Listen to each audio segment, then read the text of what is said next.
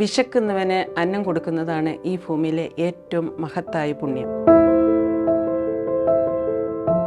എൻ്റെ പേര് കൃഷ്ണ ബി നായർ. ഞാൻ വർക്ക് ചെയ്യുന്നത് ഷാർജ ഇന്ത്യൻ സ്കൂൾ ജുവൈസിലാണ്. എൻ്റെ സ്ഥലം ഇടുക്കി ജില്ലയിലെ കട്ടപ്പന. അതായത് ഞാനൊരു ഹൈറേഞ്ചുകാരിയാണ്. നീലമേഘങ്ങളെ മുത്തമിടുന്ന പച്ചക്കുന്നുകൾ നിറഞ്ഞ കട്ടപ്പനയിൽ നിന്ന് 14 കൊല്ലം മുമ്പ് ദുബായിൽ വന്നിറങ്ങുമ്പോൾ കൃഷ്ണയും ഒരു പ്രവാസി മാത്രം. ഞാൻ 12 വർഷം മുന്നേ തമിഴ്നാട് ഒരു സഹോദരനെ റോഡിൻ്റെ സൈഡിൽ നിന്ന് കണ്ടെത്തുകയും അദ്ദേഹത്തിൽ നിന്ന് ആരംഭിച്ച സോഷ്യൽ വർക്ക് ഇന്ന് ഇതുവരെ എത്തിച്ചേർന്ന് നിൽക്കുകയാണ്. 12 വർഷം മുമ്പ് ചുട്ടുപൊള്ളുന്ന മരുഭൂമിയിലെ റോഡരികിൽ തളർന്നു വീണ ഒരു മനുഷ്യനെ സഹായിക്കാൻ ഇറങ്ങിയപ്പോൾ അതാരെന്നും എന്തെന്നും അറിഞ്ഞിട്ടായിരുന്നില്ല. ഏജന്റിൻ്റെ ചതിയിൽപ്പെട്ട് ഒട്ടനവധി ആൾക്കാരാണ് ഈ യുഎയിൽ എത്തിച്ചേർന്നുകൊണ്ടിരുന്നത്.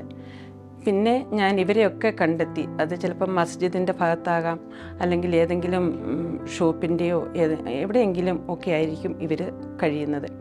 ഇവരെ ഏത് അർദ്ധരാത്രിയിലും ഇവരെ പോയി കണ്ടെത്തി ഇവർക്ക് ഭക്ഷണം കൊടുക്കുക എന്ന ഒരു പുണ്യകർമ്മമാണ് ഞാൻ ചെയ്തുകൊണ്ടിരുന്നത്. അഭയമുറ്റവർക്ക് ആലംബവും അന്നവുമായി തുടങ്ങിയ കൃഷ്ണയുടെ യാത്ര 12 വർഷത്തിനിപ്പുറവും അഭംഗുരം തുടരുന്നു. എത്ര ആരോഗ്യവാനായി ഉള്ള ഒരാളാണെങ്കിലും ഒരു ദിവസം നമുക്ക് ഭക്ഷണമോ വെള്ളമോ കിട്ടാതെ വന്നാൽ ഞാൻ ഉൾപ്പെടെയുള്ള നിങ്ങളെല്ലാവരും തളർന്നു വീഴും. അതെ, അന്നവും ആലംബവും നൽകുന്നതിനൊപ്പം സ്നേഹത്തിൻ്റെ നനവ് പുരണ്ട നല്ല വാക്കുകൾ കൂടി നമ്മൾ പറയുകയാണെങ്കിൽ പല ജീവിതങ്ങളിലും പ്രതീക്ഷയുടെ മൊട്ടുകൾ പൂക്കുന്നത് കാണാമെന്ന് കൃഷ്ണ പഠിപ്പിക്കുന്നു. അതിൽ എനിക്ക് ജാതിയോ മതമോ മറ്റൊന്നും തന്നെയില്ല.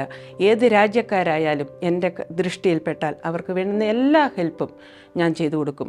എനിക്കറിയാം, ഏകദേശം 27 വ്യക്തികളെ സ്വന്തമായി സംരക്ഷിച്ച് സംരക്ഷണത്തിൽ മുന്നോട്ട് കൊണ്ടുപോകാനും ജോലി വാങ്ങിച്ചു കൊടുക്കാനും അവർക്ക് പാർപ്പിടം ഒപ്പിച്ചു കൊടുക്കാനൊക്കെ കൃഷ്ണയ്ക്ക് ദൈവം സഹായിച്ചിട്ടുണ്ട്.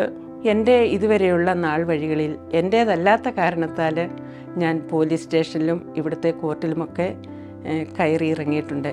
അത്യാവശ്യം അറബി അറിയാവുന്നതുകൊണ്ട് ആ കാര്യങ്ങളൊക്കെ ഭംഗിയായിട്ട് ഇങ്ങനെ വന്നു പെടുന്നവർക്ക് എന്തെങ്കിലുമൊക്കെ പ്രശ്നങ്ങളുണ്ടെങ്കിൽ അതൊക്കെ ചെയ്തു കൊടുത്തിട്ടുമുണ്ട്.